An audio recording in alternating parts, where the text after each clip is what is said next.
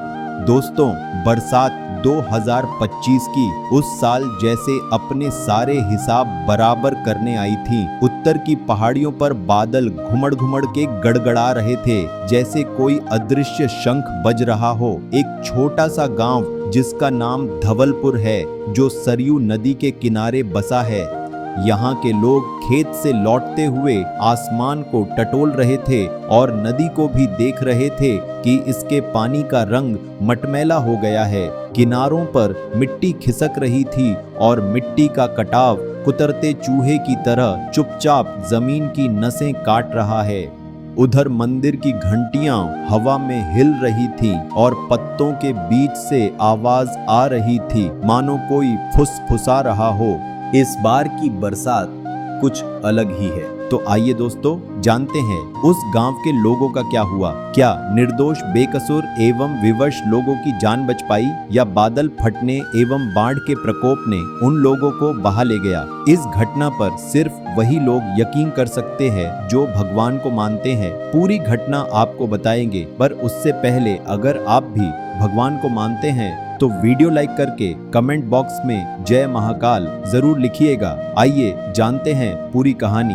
धवलपुर चौक पर एक अनजान आदमी भगवान के रूप में आया, जो सादा धूसर धोती पहने, उसके भीगे बालों पर राख जैसी धूल और ललाट पर तिलक लगा हुआ था जो बिजली की रेखा जैसा चमक रहा था, और उसकी आंखें घने बादलों जैसी गहरी थीं। उसने धीमी आवाज में कहा, पहाड़ों पर बादल फटा है, नदी रात भर में विकराल रूप ले लेगी। आप लोग घर छोड़कर ऊंचे स्थलों पर चलो, अभी इसी पल, और अपने साथ पशु पक्षी सबको साथ ले लो। दोस्तों, गांव के लोग पहले तो चौंके, लेकिन घबराहट भरी हंसी भी आई और बोले, ऐसे कैसे छोड़ दें हमारी छप्पर, हमारे अनाज, हमारी गायें। पर उस आदमी ने चूल्हों की आंच पर सूखती लकड़ियों की ओर देखा और मंदिर की दिशा में इशारा किया, ये घंटियां अब चेतावनी है, आरती नहीं। तुम चलो, जो नहीं चलेंगे उनकी रक्षा का भार भी मुझ पर ही है, पर समय बहुत कम है। कुछ लोगों को उसकी वाणी में अजीब शांति मिली। बुजुर्ग हरिराम ने कहा, मूर्ति भीग जाए तो क्या, प्राण तो लोग ही हैं। हरिराम उठ खड़े हुए और बच्चे, महिलाएं और लोगों के मन टटोलने लगे। बाकी लोगों ने मुंह घुमाकर कहा, हर साल बाढ़ आती है, हर साल जाती है, हमने बहुत देखी हैं। अनजान मुसाफिर बस मुस्कराया। उस मुस्कुराहट में दया एवं करुणा थी और किसी प्राचीन पर्वत जैसी दृढ़ता। रात होते होते बचने के लिए गांव की पहली टुकड़ी गांव छोड़ने के लिए तैयार हो गई। आदमी ने आखिरी बार आसमान की ओर देखा। दूर कहीं बिजली ने त्रिशूल सा आकार बनाया। वह बुदबुदाया, समय शुरू हो गया है।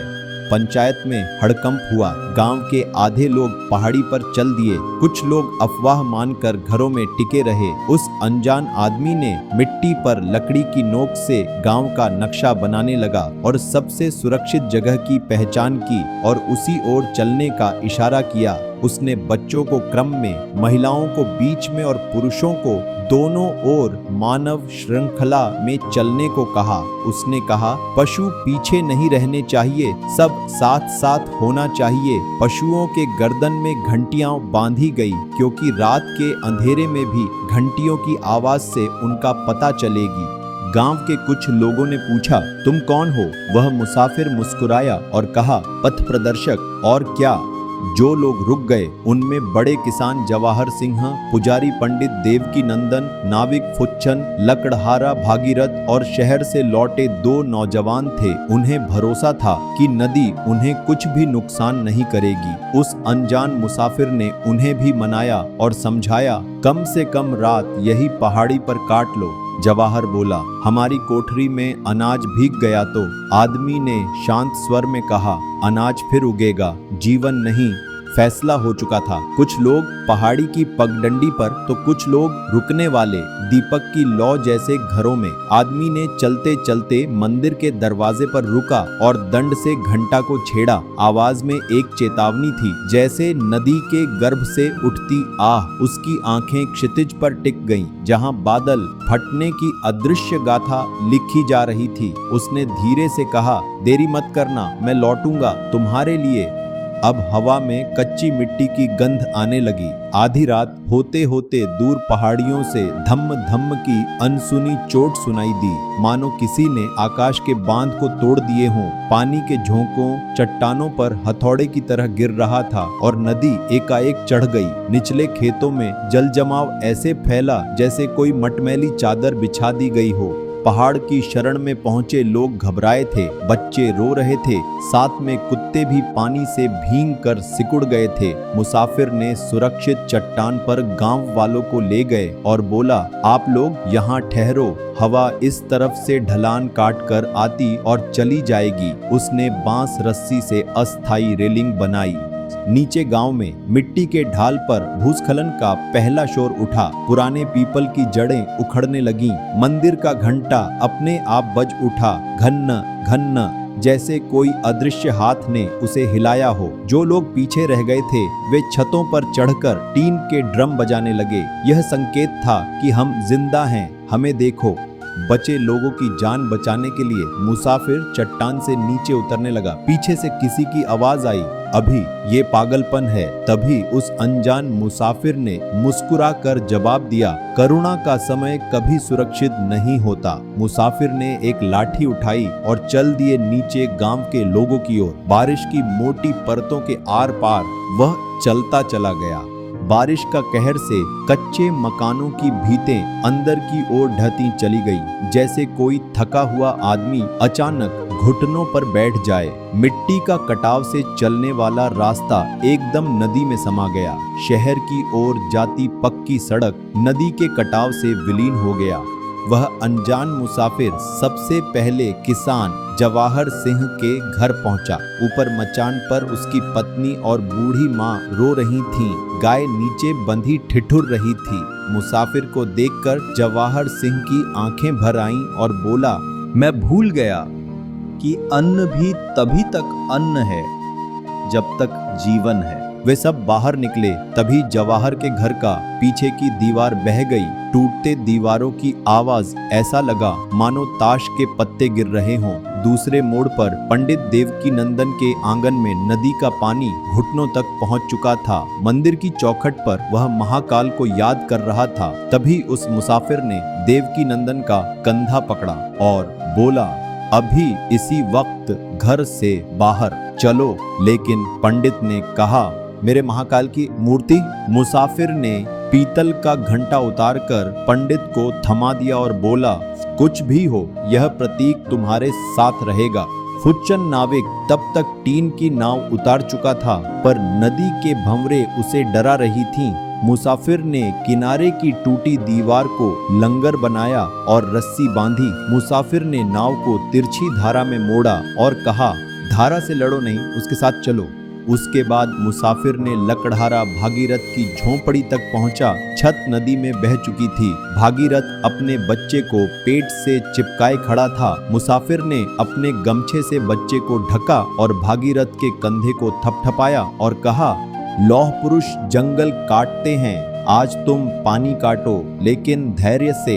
हर बचाव के बाद वह आकाश को देखता। बिजली की एक लकीर फिर त्रिशूल सी टूटी। उसने सिर झुकाया और मन ही मन में कहा, कुछ समय दो, सबको समेटना है। किसान जवाहर, पंडित देवकीनंदन, नाविक फुच्चन और लकड़हारा भागीरथ सब अब बचाव टुकड़ी में थे। जो सुबह तक विरोधी थे, रात में साथी बन गए। मुसाफिर ने मुस्कुराकर कहा, अब आप लोग प्रेम से चलो, घमंड से नहीं। इसी बीच शहर की ओर से खबर पहुंची, राजमार्ग डूब चुका, पुल ध्वस्त, मंदिर का पिछला हिस्सा दरक गया है। जंगल के पेड़ की सभी टहनियां टूट चुकी थीं और पेड़ भी पानी में बह रहे थे। घोंसलों से चिड़ियों का अंडा एवं छिलका तक पानी में बह रहा था और बाघ बंदर की जो सीमाएं थी वो मिट गई। गांव नहीं, पूरा इलाका हिल गया था। सबको अपनी जान के लाले पड़ गए थे। बादल फटने का प्रभाव दूर दूर तक दिखाई दे रहा था। नदी की सहायक धाराएं भी उफन पड़ी थीं और मानो खेत खलिहान एक समंदर की तरह लग रहा था। बारिश थमने का नाम नहीं ले रहा था। उधर निचली बस्ती में बंधी गायें, खुले आंगन में कुत्ते, खपरेलों पर बैठी बिल्लियां, डालियों पर भीगे तोते, सबकी आंखों में वही सवाल, हमारा कौन? मुसाफिर ने करुण भरी आवाज में कहा, मनुष्य का धर्म रचना है, विध्वंस नहीं। जो बोल नहीं सकते उनकी भाषा तुम बनो। घंटियों से पशुओं को बुलाया। घंटियां जो आरती में बजती थी आज दिशा निर्देशक थी। अब गायों की कतार पहाड़ी की ओर बढ़ी। कुत्ते भौंकते भौंकते रुकते और पीछे मुड़कर देखते, क्या सब आ गए? घंटियों की टुन-टुन दूर तक जाती, मानो अंधेरे में छोटे छोटे दिशा सूचक तारे टिमटिमा रहे हों। ऊपर शरण स्थल पर स्त्रियों ने भीगे पशुओं को पोंछा। जब सब सुरक्षित ऊंचाई पर पहुंचे तब रात गहरी हो चुकी थी। अब हवा में गीली मिट्टी की ठंडक और बहते पानी का अनंत शोर थी। मुसाफिर ने बच्चों को एक कहानी सुनाई। एक नदी थी जो पहाड़ से सागर में मिलकर अपना नाम खो बैठी, पर स्वाद में वह वहीं रही, मीठा, जीवन देने वाली। तुम भी परिस्थितियों से मिलकर नाम बदलते हो, पर सार नहीं।